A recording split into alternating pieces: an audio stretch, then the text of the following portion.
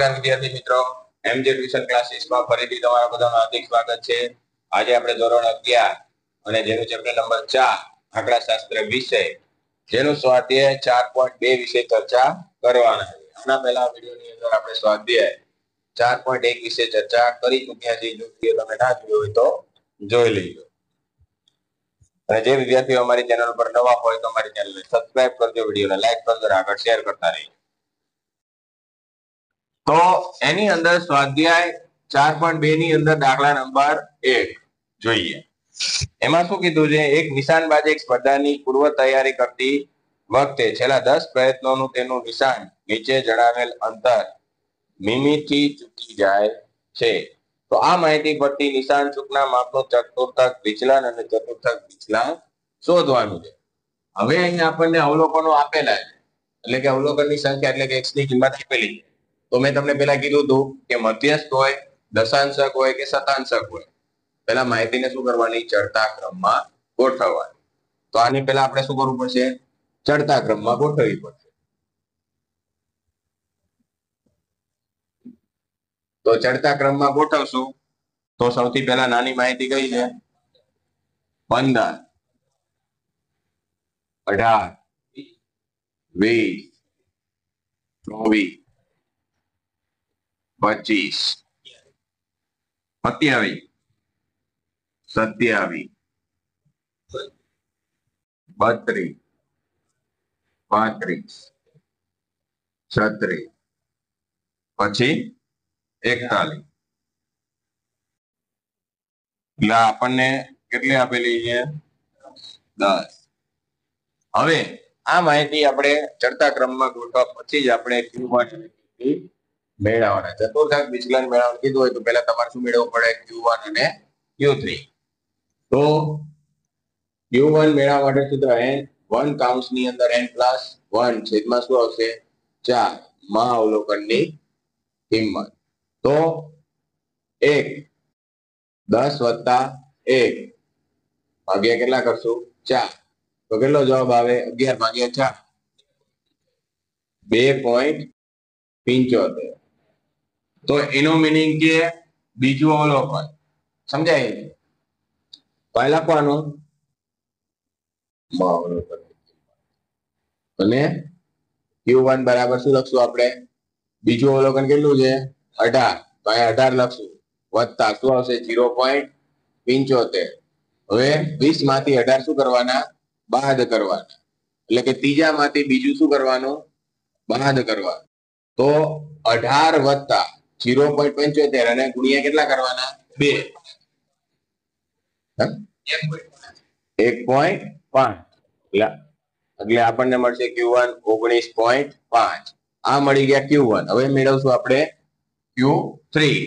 તો Q3 માટેનું સૂત્ર 3 કૌંસમાં n+1 છેદમાં 4 માં અવલોકનની કિંમત। તો 3 ગુણ્યા 10 વત્તા 1 ભાગ્યા કેટલા કરવાના, 4, એટલે કેટલો જવાબ આવે છે, 8.25 માં અવલોકનની કિંમત।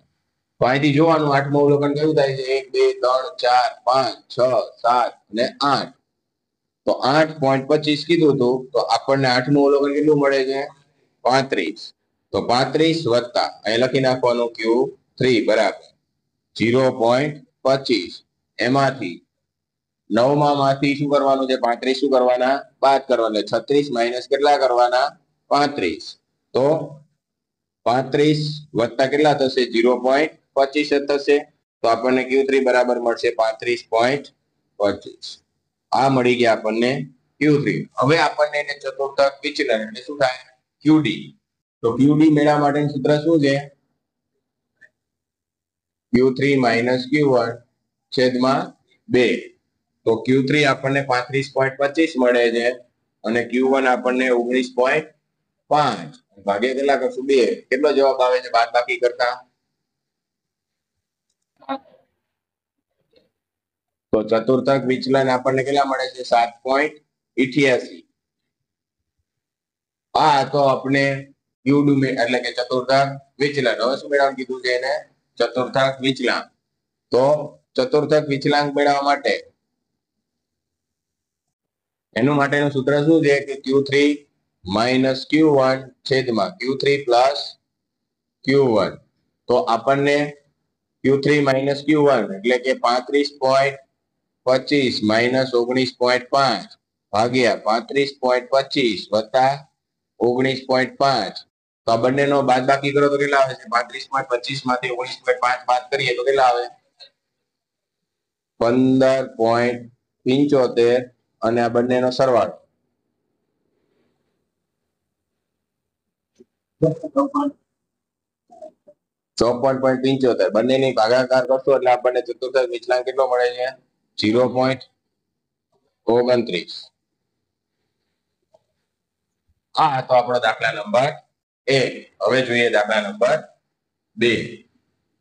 તો દાખલા નંબર 2 ની અંદર શું કીધું છે એ જોઈએ.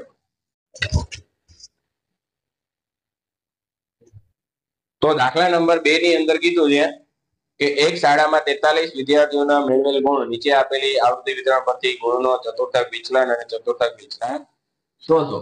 તો અહીંયા આપણે દાખલા નંબર 2 ની શરૂઆત કરશું. તો એમાં પહેલા અવલોકનની સંખ્યા આપેલી x. તો 10, 20, 30, 40 અને 50 અને 60. અને બાજુમાં આપણને f આપેલો 4, 7, 15, 8, 7 અને 2. એનો મીનિંગ કે n બરાબર આપણને કેટલા આપેલા છે? 43. હવે આ કેવા પ્રકારની માહિતી કહેવાય? અસતત આવૃત્તિ વિતરણ અને વર્ગીકરણ. તો અહીંયા પહેલા તમારે શું મેળવી લેવું પડશે? CF. તો 4, 11, 26, 34, પછી 41 અને 43. તો હવે પહેલા આપણે શું મેળવીશું? Q1. તો Q1 માટેનું સૂત્ર n એક કૌંસમાં શું આવશે? n+1 છેદમાં 4 માં અવલોકનની કિંમત. તો આપણે 43 વત્તા કેટલા કરશું? 1 અને ભાગ્યા કેટલા કરશું? 4. તો 44 ભાગ્યા 4 કરો તો કેટલા આવે? 11. 11 માં અવલોકનની કિંમત થાય. તો 11મું અવલોકન જોવાનું કે 11 ની સામે કયું આપેલું છે? ભાઈ CF માં જોવાનું તમારે. તો Q1 બરાબર આપણને કેટલા મળશે? 20. હવે આપણે મેળવીએ Q3. તો 3 કૌંસમાં n+1 છેદમાં 4 માં અવલોકનની કિંમત. તો 3 ગુણ્યા 43 વત્તા 1 ભાગ્યા 4.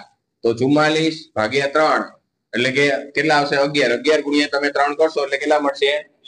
33 માં અવલોકનની કિંમત. તો 33મું અવલોકન કયું છે? 33 એમાં આવે? 34 માં. આમે કેટલા છે? 40. તો Q3 બરાબર આપણને કેટલા મળ્યા? 40. આ મળી ગયા Q1 અને Q3. હવે આપણને શું કીધું હતું? QD. તો QD મેળવવા માટેનું સૂત્ર તો Q3 માઇનસ Q1 છેદમાં 2. તો આપણે Q3 કેટલા મળ્યા? 40. 40 માઇનસ 20 ભાગ્યા કેટલા કરશું? 2 એટલે કેટલા મળશે આપણને? 10. QD બરાબર આપણને કેટલા મળશે? 10. હવે આપણે ચતુર્થક વિચલાંક. તો ચતુર્થક વિચલાંક માટેનું સૂત્ર Q3 માઇનસ Q1 છેદમાં Q3 પ્લસ Q1. તો Q3 આપણને મળ્યા છે 40 માઇનસ 20 છેદમાં 40 વત્તા 20 એટલે કે 20 ભાગ્યા કેટલા કરવાના છે આપણે? 60. 0.33. આ હતો આપણો દાખલા નંબર 2. હવે જોઈએ દાખલા નંબર 3. દાખલા નંબર 3 વિશે જોઈએ. તો એક રેસ્ટોરન્ટમાં કોઈ એક દિવસે આવતા 200 ગ્રાહકોના નાસ્તા બિલ તરીકે ચૂકવેલ રકમનું નીચે આવૃત્તિ વિતરણ શું કીધું? એ નીચે મુજબ છે. તો ગ્રાહકે ચૂકવેલ રકમ એટલે કે આપણને વર્ગ આપી દીધા. દાખલા નંબર 3 ની વર્ગ આપણને આપી દીધો છે કે 0 થી 50, 50 થી 100, 100 થી 150, 150 થી 200, 200 થી 250. ઓકે, પછી આપણને શું આપી દીધું છે? એને એફ આપી દીધા. તો 25, 40, 80, 30 અને 25. આના ઉપરથી આપણને આ માહિતી પરથી ગ્રાહકો દ્વારા એક દિવસમાં ચૂકવેલ રકમનું ચતુર્થક વિચલન અને ચતુર્થક વિચલાંક શોધવાનું કીધું છે. તો અહીંયા પણ આપણે સૌથી પહેલા શું મેળવી લઈશું? CF. તો 25, 65, 145, 175 અને 200. તો અહીંયા n બરાબર આપણે કેટલા થશે? 200. હવે આપણે પહેલા મેળવશું Q1. તો હવે અહીંયા આ કેવા પ્રકારની માહિતી છે? સતત આવૃત્તિ વિતરણ. તો સતત આવૃત્તિ વિતરણ માટે સૂત્ર બદલાઈ જાય. પહેલા આપણે આ સૂત્ર લેવાનું, એક કૌંસની અંદર n ના છેદમાં 4 માં વર્ગની કિંમત. તો અહીંયા n એટલે 200 લેવાના, ભાગ્યા 4 કરશો એટલે કેટલા મળશે? 50. 50 માં વર્ગની કિંમત આવે તો એનો મીનિંગ કે આપણે CF માં જોવું પડશે. તો એની સામે કેટલા આપેલા છે? આ વર્ગ આપણો આવે 50 થી 100. હવે આપણે મોટું સૂત્ર યુઝ કરવાનું કે L વત્તા 1 કૌંસમાં n ના છેદમાં 4 માઇનસ CF છેદમાં F ગુણ્યા C. તો L એટલે આપણે કેટલા લઈશું? 50.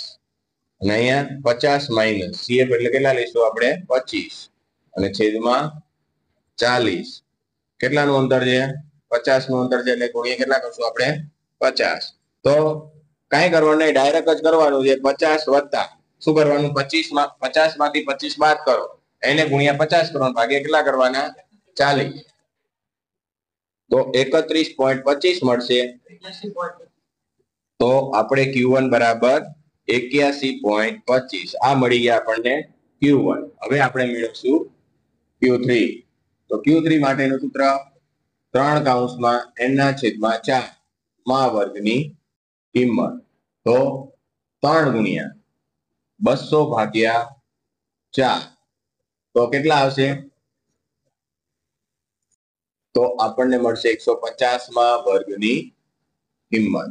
તો Q3 માટેનું સૂત્ર L પ્લસ 3 કૌંસમાં n ના છેદમાં 4 માઇનસ CF છેદમાં F ગુણ્યા C. તો L એટલે પહેલા તો આપણે 150 માં આવશે, 175 માં આવશે, તો આ વર્ગ લાગુ પડશે આપણને. આપણે કેટલા લઈશું? 150. અને 150 માંથી કેટલા બાદ કરશું? 145. અને છેદમાં કેટલા લઈશું આપણે? 30 ગુણ્યા 50. તો 150 એટલે કે 5 ગુણ્યા 50 ભાગ્યા 30 એટલે કેટલા આવે છે? 8.33. એટલે આપણને Q3 બરાબર કેટલા મળશે? 158.33. તો હવે આપણે QD જોઈએ. તો QD માટેનું સૂત્ર Q3 માઇનસ Q1 છેદમાં 2. તો 158.33 માઇનસ 81.25 ભાગ્યા કેટલા કરશું આપણે? 2. તો કેટલા મળે છે? 38.54. આ તો આપણા QD. હવે આપણે મેળવીએ ચતુર્થક વિચલાંક. એના માટેનું સૂત્ર Q3 માઇનસ Q1 છેદમાં Q3 પ્લસ Q1.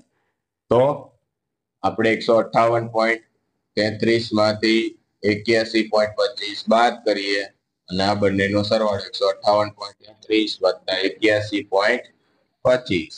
તો બાદ બાકી કરો તો કેટલા? 158.33 માઇનસ 81.25 એટલે કે 77.08 ભાગ્યા કેટલા કરશો? 158.33 પ્લસ 81.25 એટલે કેટલા મળશે? 239.58. હવે બંનેનો ભાગાકાર કરશું. 77.08 ભાગ્યા 239.58 0.32 આવે છે. 0.32. આ તો આપણું સ્વાધ્યાય 4.2. હવે આપણે નેક્સ્ટ વિડીયોની અંદર સ્વાધ્યાય 4.3 ની ચર્ચા કરશું. ઓકે, જય હિન્દ, જય ભારત.